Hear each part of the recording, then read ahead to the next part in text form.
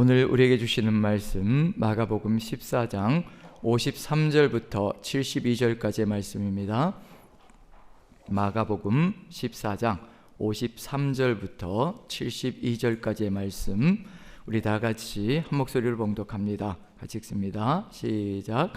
그들이 예수를 끌고 대제사장에게로 가니 대제사장들과 장로들과 서기관들이 다 모이더라.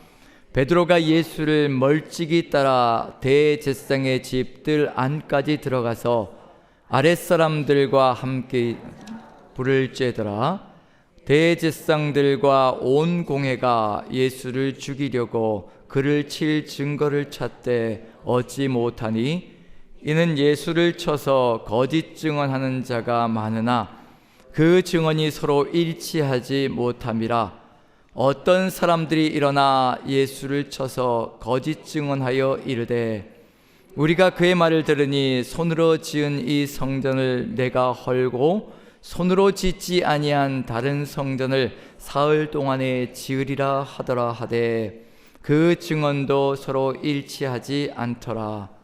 대제사장이 가운데 일어서서 예수에게 물어 이르되, 너는 아무 대답도 없느냐? 이 사람들이 너를 치는 증거가 어떠하냐 하되 침묵하고 아무 대답도 아니하시거늘, 대제사장이 다시 물어 이르되, 내가 찬송받을 이의 아들 그리스도냐? 예수께서 이르시되, 내가 그니라. 인자가 권능자의 우편에 앉은 것과 하늘 구름을 타고 오는 것을 너희가 보리라 하시니, 대제사장이 자기 옷을 찢으며 이르되, 우리가 어찌 더 증인을 요구하리요? 그 신성모독하는 말을 너희가 들었도다. 너희는 어떻게 생각하느냐 하니, 그들이 다 예수를 사형에 해당한 자로 정죄하고, 어떤 사람은 그에게 침을 뱉으며 그의 얼굴을 가리고 주먹으로 치며 이르되, 선지자 노릇을 하라 하고 하인들은 손바닥으로 치더라. 베드로는 아랫뜰에 있더니 대제사장의 여종 하나가 와서 베드로가 불 쬐고 있는 것을 보고 주목하여 이르되, 너도 나사렛 예수와 함께 있었도다 하거늘, 베드로가 부인하여 이르되, 나는 내가 말하는 것이 무엇인지 알지도 못하고 깨닫지도 못하겠노라 하며 앞들로 나갈새, 여종이 그를 보고 곁에 서 있는 자들에게 다시 이르되, 이 사람은 그 도당이라 하되 또 부인하더라. 조금 후에 곁에 서 있는 사람들이 다시 베드로에게 말하되, 너도 갈릴리 사람이니 참으로 그 도당이니라. 그러나 베드로가 저주하며 맹세하되, 나는 너희가 말하는 이 사람을 알지 못하노라 하니, 닭이 곧 두 번째 울더라. 이에 베드로가 예수께서 자기에게 하신 말씀, 곧 닭이 두 번 울기 전에 내가 세 번 나를 부인하리라 하심이 기억되어 그 일을 생각하고 울었더라. 아멘. 우리 묵상하셨으면 같이 한번 말씀을 나눠보겠습니다. 사랑하는 여러분들, 오늘 3일째까지 이렇게 이 기도의 자리를 지켜주심에 감사드리고요. 사랑하는 여러분들, 삶은 어떠십니까? 오늘 베드로의 이야기 우리가 같이 읽으며, 우리는 생활 속에서, 삶 속에서 주님을 부인하지 않으며 살아가고 있습니까? 그 질문에 아멘으로 응답할 수 있다면 우리는 지금 십자가의 사랑을 가슴에 새기며 걸어가고 있는 주의 사람들입니다. 우리의 생활 가운데서, 삶 속에서 수많은 상황들이 우리를 주를 부인하게 만드는 여건들이 발생함을 우리가 압니다. 그 상황 속에서 어떻게 할 때 우리의 입술에서 주를 부인하지 않으며 주를 인정하고 고백하며 나아가는 귀한 삶을 살아갈 수 있을 것인가? 오늘 그것이 우리에게 주는 기운이라고 생각되어집니다. 세상은 참으로 거대하고 무섭고 우리가 견뎌낼 만큼의 힘도 없는 그런 거대한 위력적인 장소임을 우리가 너무나 잘 압니다. 오늘 내용 속에서도 구조를 살펴볼 때 그 내용이 그대로 다 들어가 있습니다. 53절을 같이 한번 읽어보면요, 이런 상황이 펼쳐지고 있습니다. 53절 같이 한번 읽어보겠습니다. 시작. 그들이 예수를 끌고 대제사장에게로 가니 대제사장들과 장로들과 서기관들이 다 모이더라. 끌려가신 예수님, 정말 힘이 없고 무력하고 미력해 보이는 예수님이 있습니다. 끌려가셨습니다. 그리고 거기에 대제사장들과 장로들과 서기관들이 모여서 웅장한 보좌를 펼치고 의자를 펼쳐놓고 화려한 복장에, 그리고 어느 누구도 감히 그 앞에 설 수 없을 만큼 의리라는 그런 모습을 가지고 수십 명의 사람들이 자리를 앉아 포진하고 있습니다. 그 앞에 초라한 복장에 예수님이 서 있습니다. 어느 누가 보아도 대결이 될 수가 없고, 어느 누가 보아도 어느 쪽이 이길 것인가는 너무도 분명하고 선명하게 드러납니다. 아무 힘도 없어 보이고 무력해 보이는 예수님, 그리고 그 앞에서 큰 소리치며 웅장하게 의리하게 보좌를 펼치고 서서 큰 소리치고 있는 사람들, 우리의 삶의 여정 속에서 세상 앞에 서 있는 우리의 모습과 세상 속에서 살아갈 때 우리가 바라보는 예수님의 모습이 바로 이런 모습이 아닌가라는 생각이 듭니다. 그리고 그런 모습 속에 예수님과 이렇게 웅장하게 있는 인생들의 모습을 비교한 다음에, 그 다음에 시작을 베드로의 이야기로 시작하고 끝을 베드로의 이야기로 끝을 맺습니다. 그리고 그 중심에 예수님의 이야기를 넣어둡니다. 베드로의 이야기로 시작하고 베드로의 이야기로 끝을 맺는다는 얘기는 뭐냐면요, 베드로가 어느 쪽에 시선을 둘 것이냐에 따라서 예수님을 부인할 것인가 인정할 것인가 결판이 난다는 이야기입니다. 지금 예수님의 그 초라한 모습을, 끌려가신 그 모습을 볼 것인가, 아니면 지도자들 그리고 인생들의 그 웅장하고 화려한 모습, 그것에 현혹되어져서 그 위력 앞에 기가 질려서 살아갈 것인가, 거기에 따라서 어떤 고백으로 나아갈 것인가가 좌우된다는 것. 하지만 중심에 예수님의 이야기가 들어가 있습니다. 그 예수님의 이야기, 사람들이 말하는 예수님의 이야기가 아니라 예수님께서 선포하시는 그 예수님의 이야기를 우리가 귀담아 들을 때 우리는 흔들림 없이 이 세상 속에서 우리의 중심을 잡고 걸어갈 수 있는 존재가 될 것이라는 것. 사람들은 이 말 저 말 쏟아부으면서요, 똑같은 성경 말씀, 똑같은 설교 말씀을 들으면서도 다 내 생각과 내 뜻을 집어넣어서 해석하다 보니까 이 사람 말 다르고 저 사람 말 다르고, 이 사람 이야기 들으면 이게 옳은 것 같고 저 사람 말 들으면 저게 옳은 것 같고, 그런 것에 귀를 기울이고 따라가다 보면 우리도 흔들릴 수밖에 없습니다. 지금 그런 상황을 그대로 펼쳐놓고 있는 중입니다. 어디를 바라볼 것인가, 지금 우리의 삶의 여정 속에서도 어느 쪽을 바라볼 것이냐에 따라서 다른 결론에 도달할 수 있다는 것, 그것을 우리가 염두에 둔다면요, 우리의 중심에서 울려 퍼지는 그 소리, 예수 그리스도의 입술을 통하여서 울려 퍼지는 그 말씀에 우리가 귀를 기울일 때 우리는 이 세상 속에서도 흔들림 없이 오직 주를 부인하지 않으며 우리의 간증 속에 오직 우리를 구속한 주님과 나만 남아있는 그런 삶을 살아가는 역사가 펼쳐질 것을 믿고요, 오늘 이 시간에 베드로의 이야기를 같이 한번 먼저 읽어봅니다. 54절 같이 한번 읽어보죠. 같이 시작.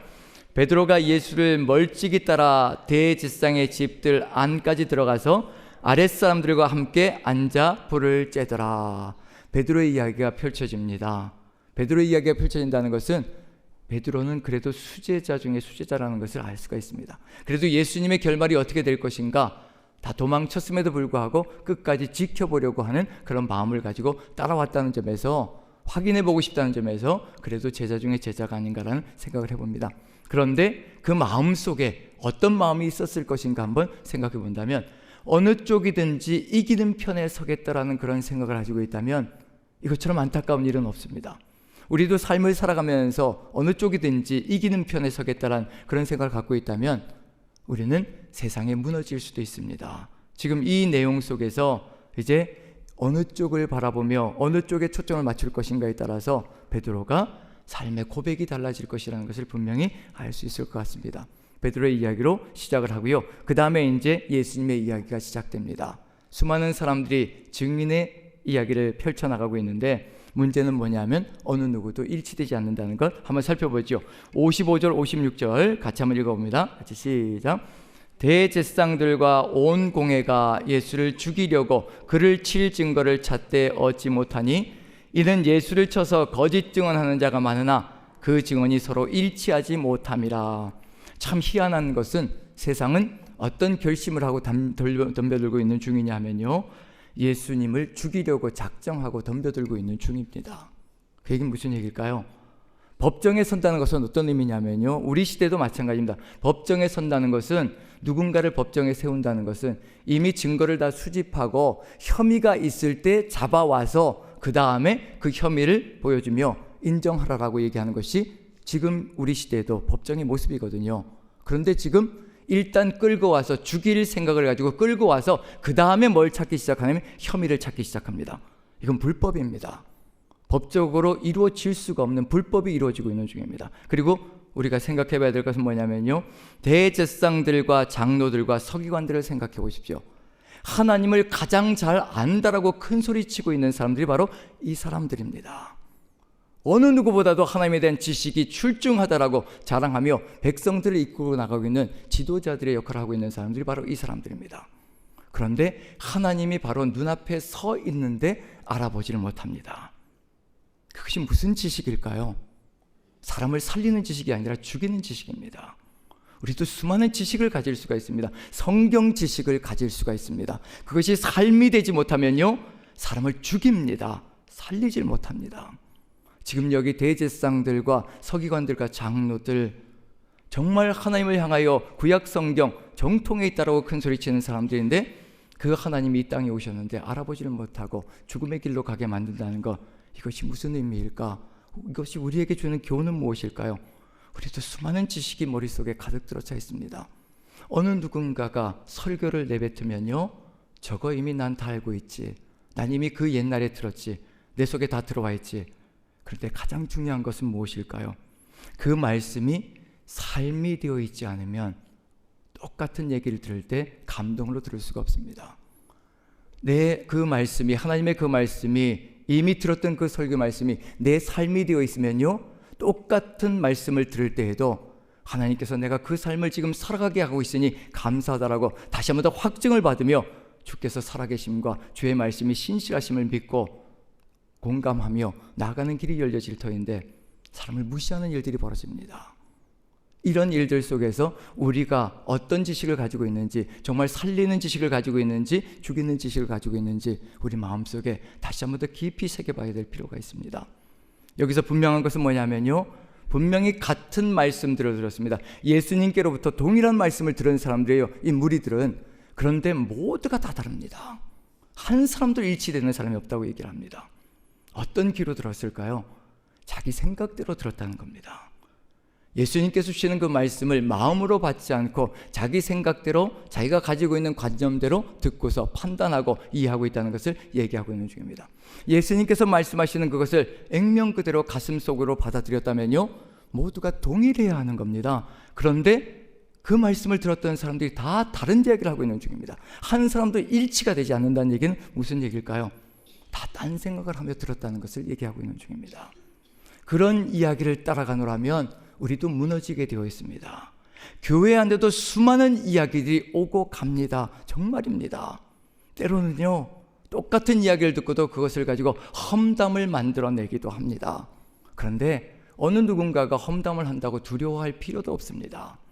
왜냐하면요, 하나님께서 그걸 허락지 않으시는 것이기 때문에, 하나님께서 뜻하신 것이 아니기 때문에 무엇을 이해해야 될 필요가 있냐면요, 길이 아니면 가지를 말고 말이 아니면 듣지를 말라고 분명히 우리 속담에도 들어가 있습니다. 귀담아 들을 필요가 없습니다. 이 사람에게 가면 다르고 저 사람에게 가면 다른 그 말들을 쏟아부을 때 그것을 따라갈 필요도 없다는 얘기입니다. 이 모든 이야기들, 이렇게 증언하는 모든 이야기들이 하나도 일치되어지는 것이 없을 때, 60절 볼 때요, 60절 볼 때 같이 한번 읽어보죠. 60절 같이 읽습니다. 시작. 대제사장이 가운데 일어서서 예수에게 물어 이르되 너는 아무 대답도 없느냐? 이 사람들이 너를 치는 증거가 어떠하냐 하되. 예수님께서 어떻게 행동하실까요? 수많은 사람들이 이런저런 이야기를 쏟아보며 이렇게 얘기했다, 저렇게 얘기했다, 이렇게 어리석게 얘기했다라고 얘기할 때 예수님께서 어떤 반응을 보이실까? 침묵하고 아무 대답도 아니하시거늘. 말할 필요도 없다는 이야기입니다. 인생들의 이야기 속에 휘둘릴 필요가 없다는 것을 이야기하고 있는 중입니다. 그것에 대꾸하노라면요, 똑같은 인생밖에 안 된다는 것을 분명히 알려주고 있는 중입니다. 인생의 이야기들이 마구잡이로 쏟아져 나올 때요, 우리는 침묵하는 것이 최선입니다. 거기에 응답하다가 똑같은 존재가 됩니다.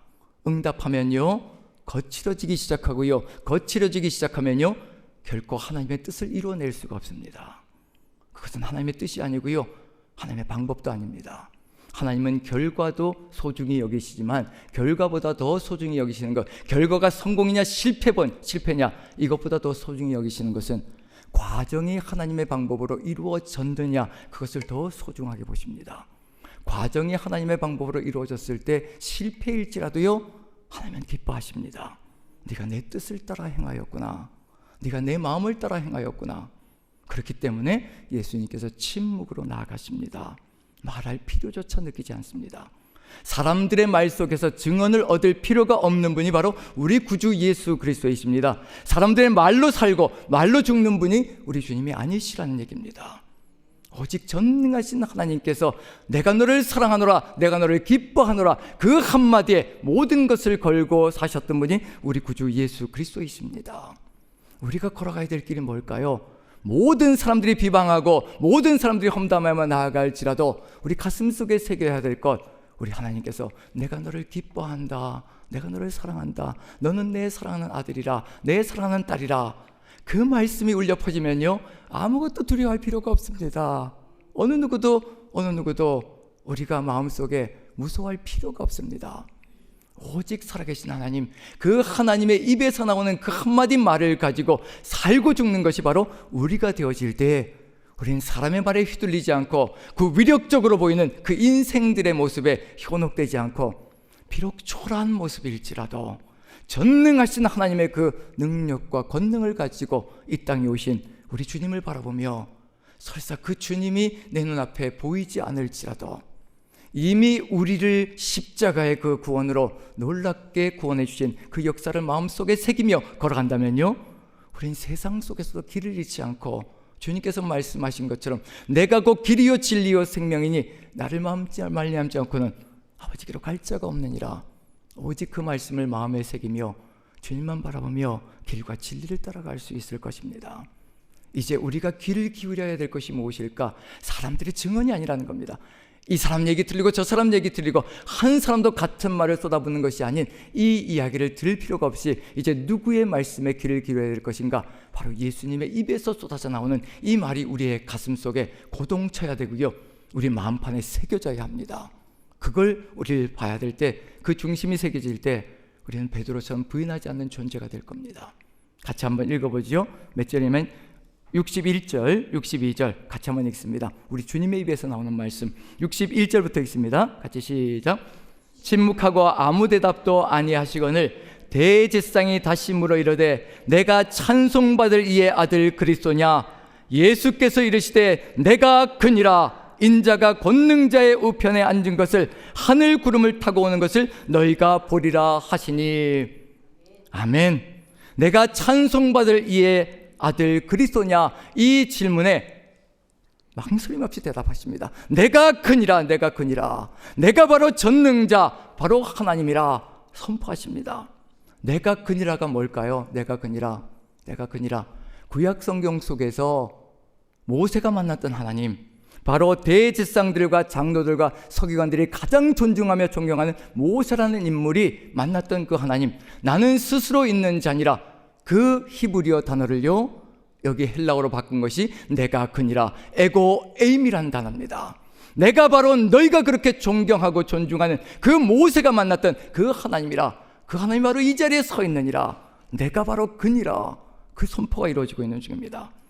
인자가 권능자의 우편에 앉은 것과 하늘 구름을 타고 오는 것을 너희가 볼 것이라. 내가 바로 그 하나님이라. 그 선포를 하고 있는 중입니다.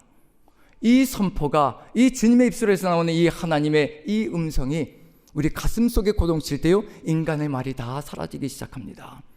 인간의 모든 고집들과 아집들, 주장들, 그리고 소리들, 그 소리들이 일시 무너질 수가 있습니다.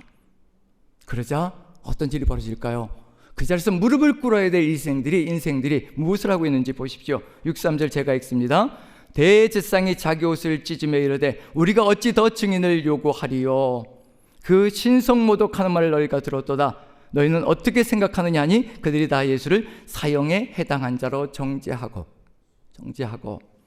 신성모독이라고 합니다. 하나님께서 내가 하나님이라고 선포하시는데 신성모독이라고 이야기합니다. 우리의 삶 속에서 어디를 바라볼 것이냐에 따라서 달라질 수가 있습니다. 베드로가 어디를 바라봐야 될 것인가? 예수 그리스도의 입에서 쏟아나오는 이 말씀을 들어야 될 터인데 눈에 보이는 것은 다른 것이 보이기 시작합니다.